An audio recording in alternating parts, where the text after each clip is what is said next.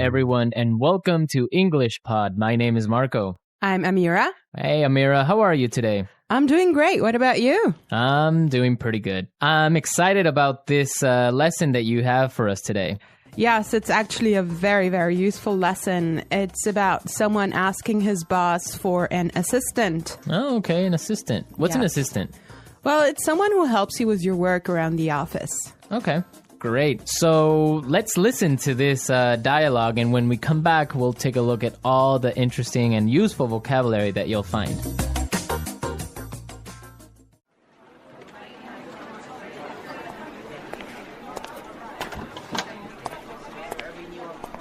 Like I told you before, we just don't have the resources to hire you an assistant. I understand that, but the fact is, we're understaffed. The timing is just not right. The economy's bad, and it's too risky to take on new staff. Yeah, I guess you're right. Here's an idea. What if we hire an intern? She would take some of the weight off my shoulders. She? Yeah, you know, a recent graduate. She could give me a hand with some of these projects, and we could keep our costs down.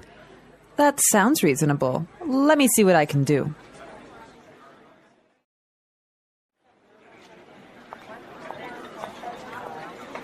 Tony, I'd like to introduce you to your new assistant. Okay, great. Let's meet her. Hi, I'm Adam. Oh, hi, I'm Tony. And we're back. Tony, he's surprised, huh? Yeah, he's, I don't know why, though, he's surprised. I think we should talk about that a little bit later. Yes, for now, let's look at some interesting vocabulary and phrases here. Marco, I know you've chosen one for us. Yeah, the first one that I want to take a look at is resources. Resources. Resources. Resources. And that means, in this text, basically money. Right. So the office doesn't have enough money. Okay. I've chosen another interesting word for you, and that's understaffed. Understaffed. Understaffed. Understaffed. Now, understaffed means that they don't have enough people working there. They don't have enough workers. Right. They don't have enough employees. Perfect. Okay. The next one is timing is just not right. The timing is just not right. The timing is just not right. The timing is just not right. Okay, let's listen to how we can use this entire phrase in a different situation so then we can understand what it means. Let's listen.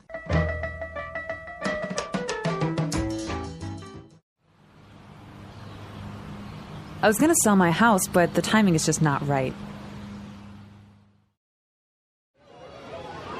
Honey, I think we should have a baby. The timing is just not right.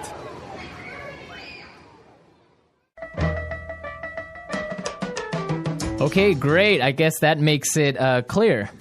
Yes, actually, it's very obvious that it means that it's just not a good time. Right. Perfect. Yeah. I have another interesting phrase for you, which is weight off my shoulders. Weight off my shoulders. Weight off my shoulders. Weight off my shoulders.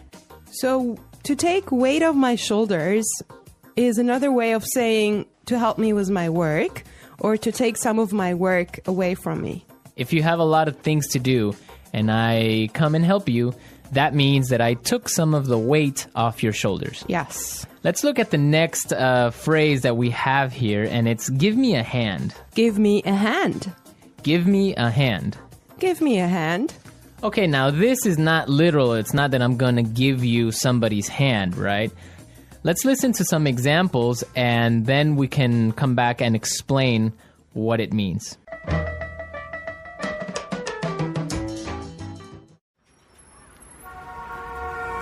Can you give me a hand with these boxes?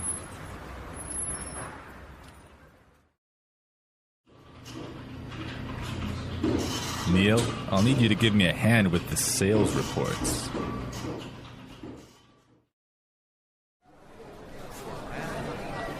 Here, let me give you a hand with your suitcase.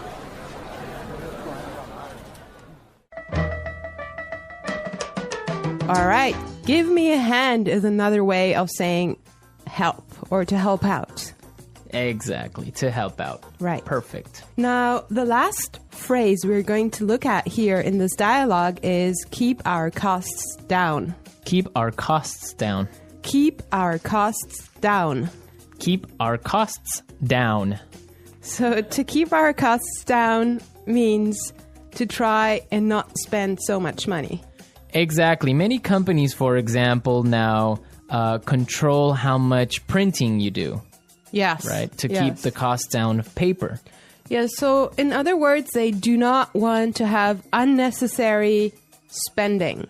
Perfect. Okay, I think it's time for us to listen to this dialogue one more time, but I want everyone to listen and see why Tony is surprised at the end when he meets his intern, when he meets his assistant.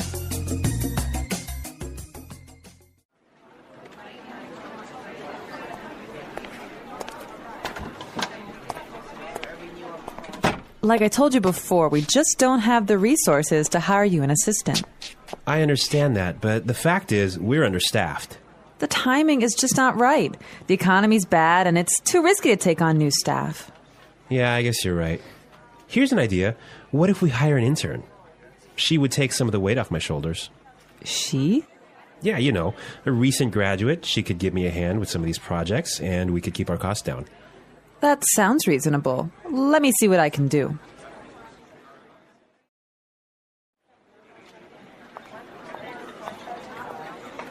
Tony, I'd like to introduce you to your new assistant. Okay, great. Let's meet her. Hi, I'm Adam. Oh, hi, I'm Tony. Well, you know, Marco, I think that Tony was really surprised because he was kind of hoping to have a female intern. Yeah, I think that's exactly what he was expecting. Maybe this guy is a little bit sexist. He thought that an intern should be a girl, but instead he got Adam. Exactly, and it looks like Adam is really big and really tall because he's got that deep voice. Right. An intern, Marco, do you want to elaborate on that? Working at a company with a very low salary or sometimes no salary at all, but what you're gaining is experience and you are learning a lot of things. Everyone who has been an intern or had an intern knows that sometimes they are not treated all that well. Sometimes they just serve coffee or they have to do paperwork. Or like photocopying things. Exactly. Yeah. But some internships are really, really cool, and some are really good experiences for learning. Yes, definitely. Actually, I know a friend of mine. She used to work as an intern in one of those really big companies, and she told me that she has gained so much experience doing that.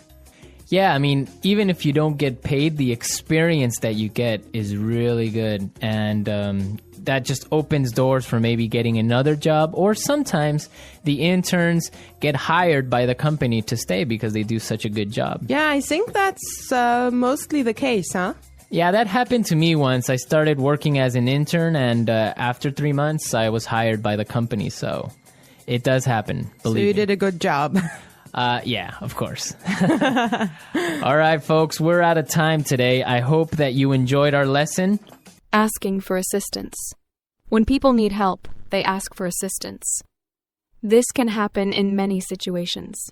You might ask for help when you are lost, when you cannot carry something heavy, or when you do not understand something. It is important to know how to ask for help politely and clearly. When you need assistance, you can start by saying, "Excuse me," or "Can you help me, please?" This shows that you are polite. People are usually happy to help when you ask nicely. For example, if you cannot find a place, you can say, "Excuse me, can you tell me where the bank is?" If you need help carrying a bag, you can say, "Can you help me carry this bag, please?" When someone helps you, it is important to say thank you or I appreciate it. This shows that you are grateful. If you need help but do not know how to ask, it can feel difficult. Learning simple phrases can make it easier. For example, "I need help with this," or "Can you help me, please?" are useful sentences. Remember, Asking for assistance is normal, and people often help each other in daily life. When asking for assistance, it is important to know different ways to express your needs. Sometimes, you may need help in a public place, like a store, a train station, or a hospital. In these situations, using polite language is very important. People are more likely to help you if you ask in a kind and respectful way.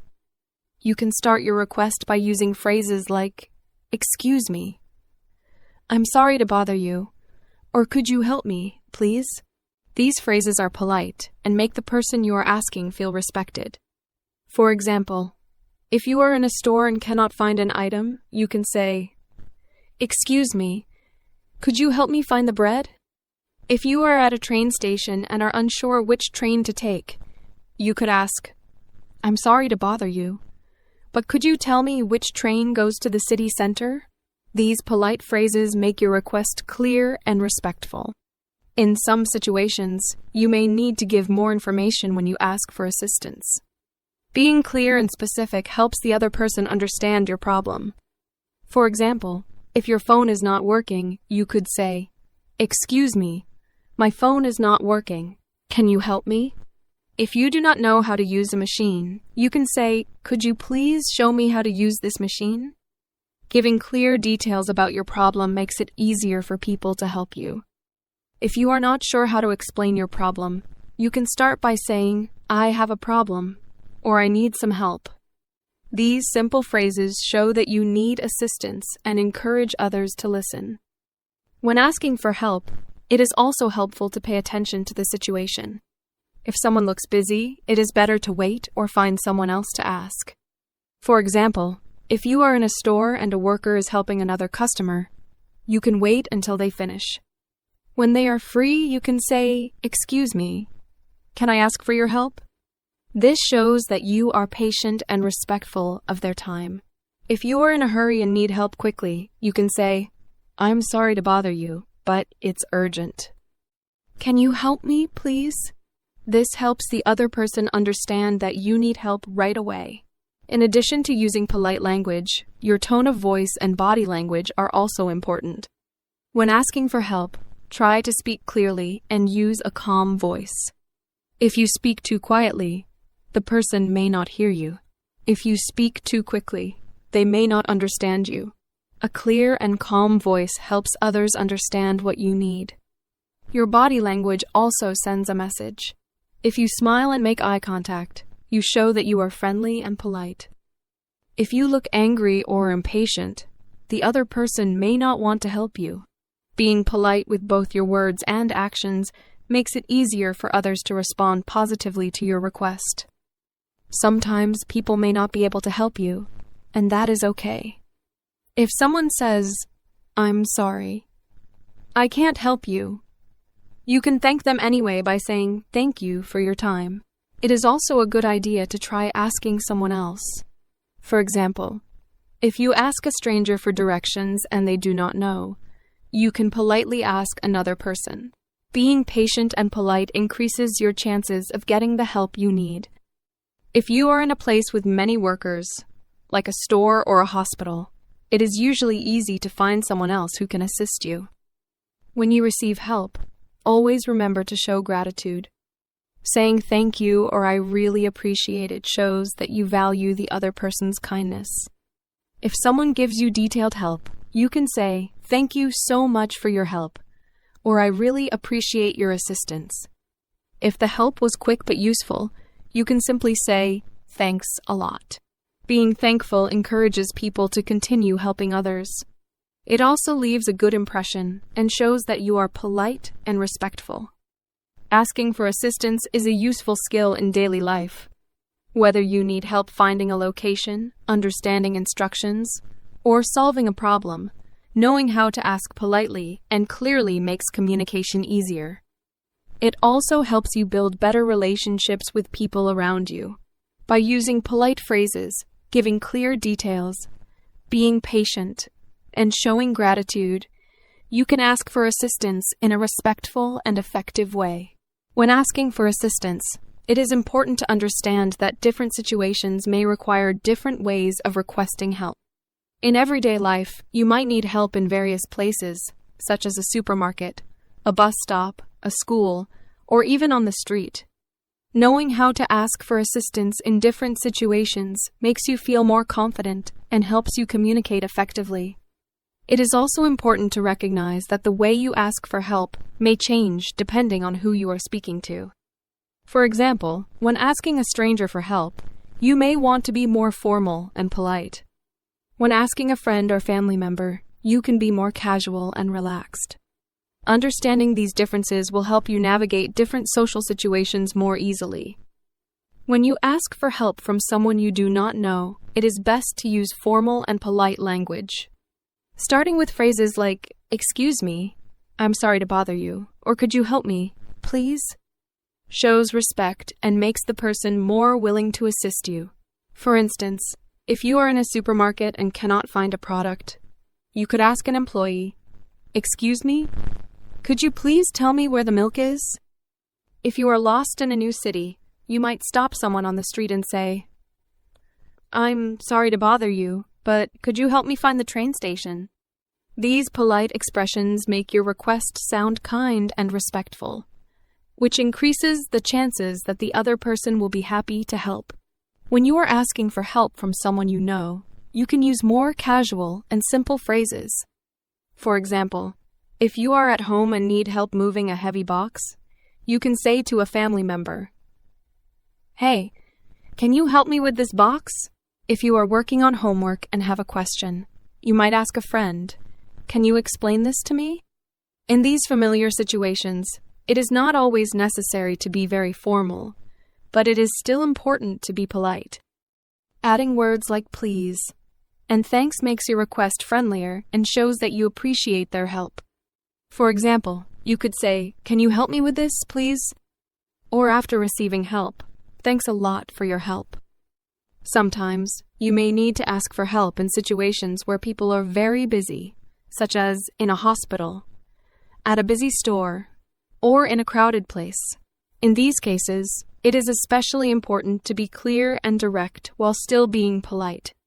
If you are in a hospital and need help finding a doctor's office, you could say to a staff member, "Excuse me, I need to find Dr. Smith's office. Can you help me, please?" If you are at a busy restaurant and need assistance, you could say to a waiter, "I'm sorry to bother you, but could I get some water, please?" Being clear and polite helps the other person understand your needs quickly, even when they are busy. In some situations, you might need to ask for help in an emergency. When there is an emergency, it is important to speak clearly and quickly so that others understand the seriousness of the situation. For example, if someone is hurt, you can say, "Help. Someone is injured. Please call an ambulance." If you see a fire, you might say, "There's a fire. Please call the fire department." In emergencies, people understand that you must speak directly and urgently, so it is okay to be less formal. However, it is still helpful to speak clearly and loudly so that others understand and respond quickly. When you ask for assistance, it is also helpful to use gestures or body language to make your request clearer. For example, if you are asking for directions, you might point to a map or a street to show where you want to go. If you need help lifting something heavy, you could gesture toward the object to show what you need help with. Using gestures along with clear language can make your request easier to understand, especially if the other person does not speak your language well. In many cases, body language can make communication smoother and help the other person understand your needs more quickly. Another important part of asking for assistance is being patient and understanding. Sometimes, the person you ask may not be able to help you immediately. For example, if you ask for help in a store and the worker is busy, they might say, "I'll be with you in a moment." In these cases, it is important to wait politely until they are available. If someone cannot help you at all, you could try asking someone else. For instance, if you ask a stranger for directions and they do not know, you can thank them and ask another person. Being patient and polite makes it easier to get the help you need and leaves a good impression on others. It is also useful to know how to respond when someone offers you assistance without being asked. Sometimes, people notice when you need help and offer it before you ask. For example, if you are struggling to carry a heavy bag, someone might say, "Do you need help with that?" In this situation, you can respond politely by saying, "Yes, please." "Thank you." If you do not need help, you can say, "Thank you, but I'm okay." Being polite when accepting or refusing help shows that you appreciate the other person's kindness. Learning how to ask for assistance in different situations is a valuable skill. Whether you are asking for help from a stranger, a friend, or in an emergency, using polite and clear language makes your communication more effective. By practicing different ways to ask for help, you will feel more confident when you need assistance. Remember to be polite, use clear language, and show gratitude when someone helps you. These small actions make a big difference in everyday communication and help you build positive relationships with the people around you. When learning to ask for assistance, it is also important to understand how cultural differences can affect the way people give and receive help. In some cultures, people are very open to offering assistance, even without being asked. For example, if you look confused or lost, someone might approach you and say, "Do you need help?" In other cultures, people may wait until you ask for help directly. Understanding these cultural differences can help you feel more comfortable when asking for assistance in different countries or with people from different backgrounds. If you are unsure how to ask, starting with polite and clear phrases like "excuse me" or "could you help me, please," is always a good choice, no matter where you are. Another important skill when asking for assistance is knowing how to ask follow-up questions. Sometimes, when someone gives you help, their answer may not be completely clear to you.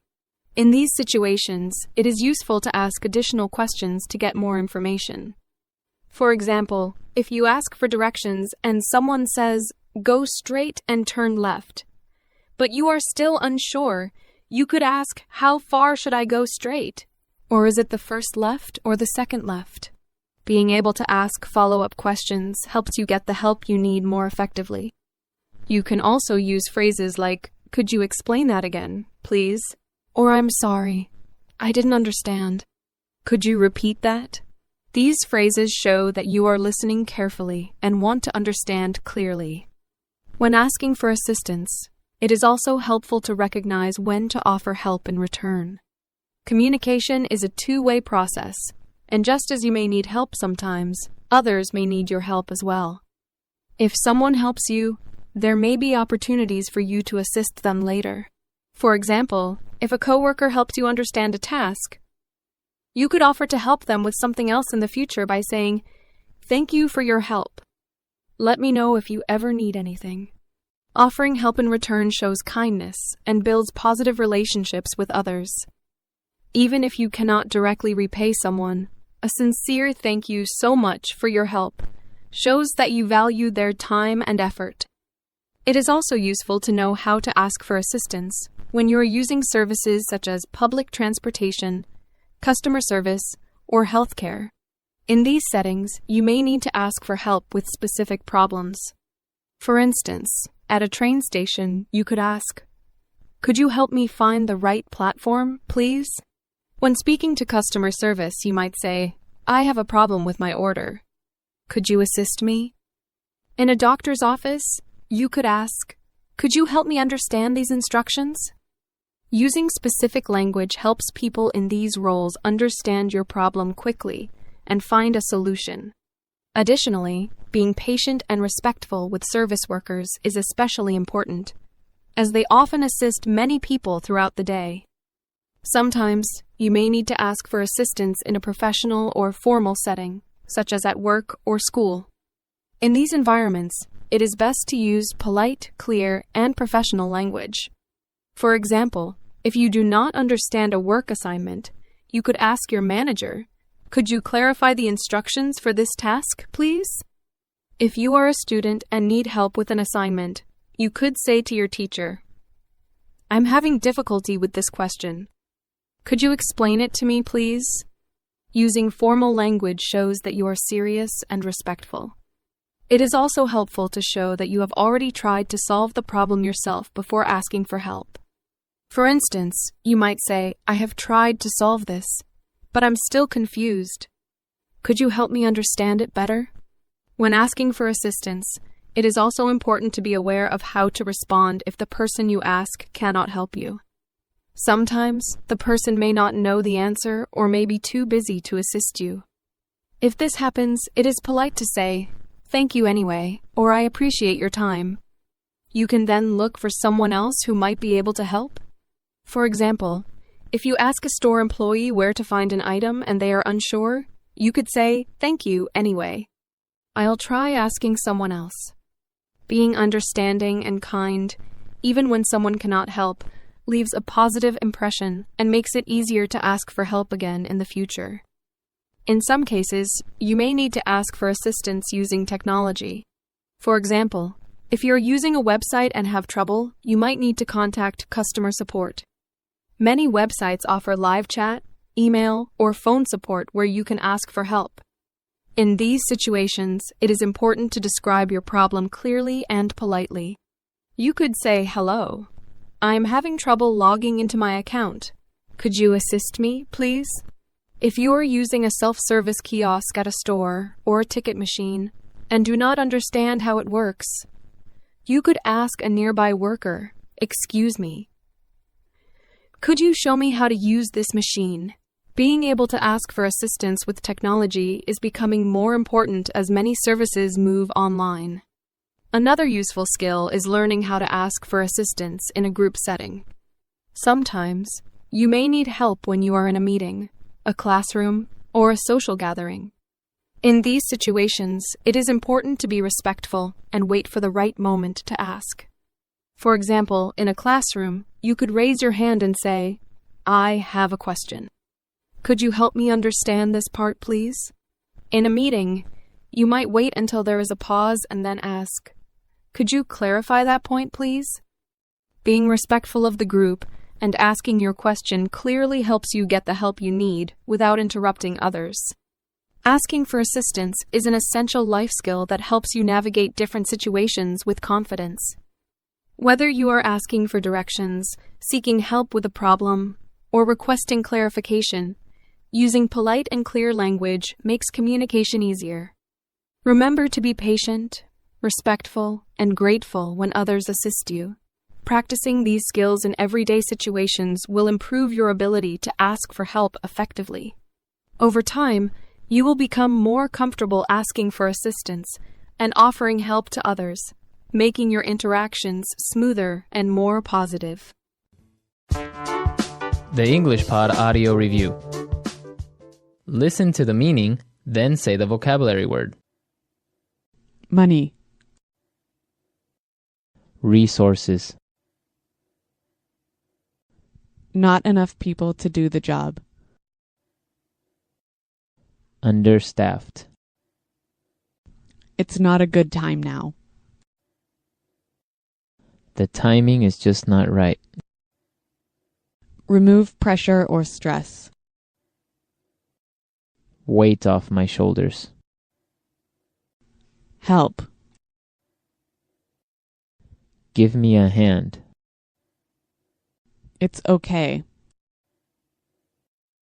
That sounds reasonable. Hire. Recruit. Working too much. Overworked. Not enough people to do the job. Short-staffed. Reduce spending. Cut costs. Having too many employees. Overstaffed. Let's try that faster. Working too much. Overworked. Remove pressure or stress. Weight off my shoulders. Having too many employees. Overstaffed. Reduce spending. Cut costs. Hire. Recruit. Money. Resources. It's okay. That sounds reasonable. Not enough people to do the job. Understaffed. Not enough people to do the job. Short-staffed. Help.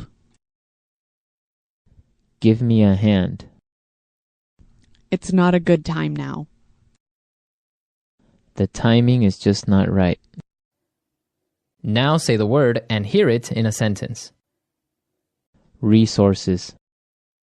We would like to use more resources to increase our sales. Resources.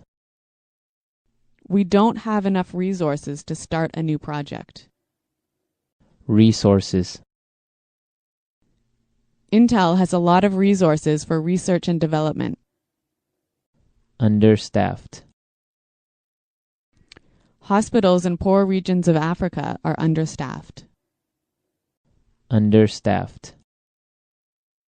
I did overtime last week because the company is understaffed. Understaffed. The factory is producing less than usual because it's understaffed. The timing is just not right.